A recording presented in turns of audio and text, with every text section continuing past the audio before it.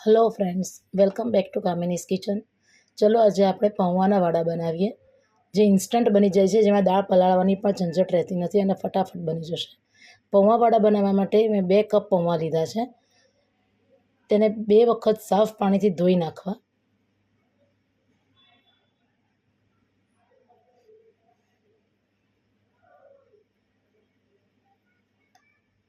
અને તેનું પાણી નિતારી લેવું।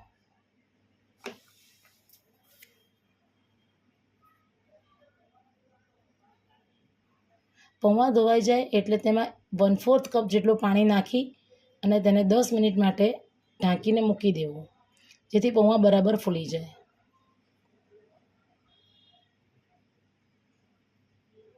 10 મિનિટ પછી હવે જુઓ ફ્રેન્ડ્સ, પૌવા બરાબર પલળી ગયા છે અને એકદમ ફૂલી ગયા છે। હવે તેને મસળી લેવા। પૌવા મસળી જાય પછી તેમાં સ્વાદ પ્રમાણે મીઠું નાખવું। તેમાં બાઇન્ડિંગ આવે તેના માટે 2 ચમચી ચોખાનો લોટ નાખવો અને 2 ચમચી ચણાનો લોટ નાખવો। આ લોટનો માપ તમે તમારી અનુકૂળતા મુજબ વધારે ઓછું કરી શકો છો। પછી તેમાં અડધી ચમચી ચીલી ફ્લેક્સ નાખવા, 1 ચમચી ક્રશ કરેલા મરચાં નાખવા। તમારા ઘરમાં જેવું તીખું ખવાતું હોય તે પ્રમાણે જ મરચાં નાખવા। ત્યારબાદ તેમાં થોડા ધાણા નાખવા। લીલા ધાણા ધોઈને સમારીને નાખ્યા છે અને બધું બરાબર મિક્સ કરી લેવું।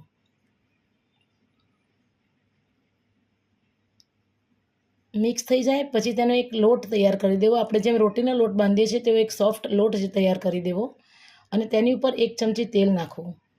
તેલ નાખી અને તેને બરાબર સુવાળો કરી લેવો।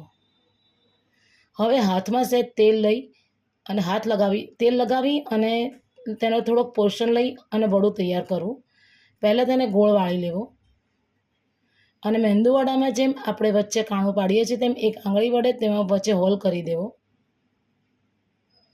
પૌવાનું વડું તૈયાર છે ફ્રેન્ડ્સ।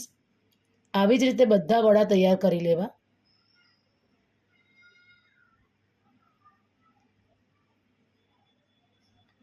પૌવાના વડા તૈયાર થઈ ગયા છે ફ્રેન્ડ્સ। હવે એક બાજુ સાઈડમાં તેલ ગરમ કરવા મૂકી દેવું। પૌવાના વડા તળવા માટે એકદમ ગરમ તેલ થાય પછી જ તળવા। તમે શેલો ફ્રાય પણ કરી શકો છો અને ડીપ ફ્રાય પણ કરી શકો છો। તેલ એકદમ ગરમ થઈ જાય પછી પૌવાના વડાને તળવા મૂકવું। આ પૌવા ખૂબ જ ઇન્સ્ટન્ટ થઈ જાય છે। સોરી ફ્રેન્ડ્સ, આ વડા ખૂબ જ ઇન્સ્ટન્ટ તૈયાર થઈ જાય છે।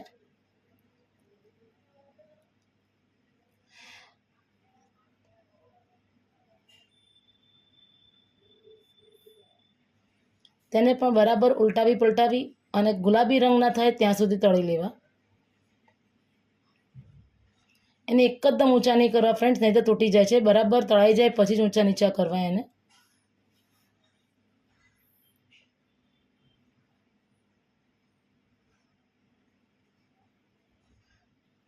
પૌવાના વડા તળાઈને તૈયાર છે।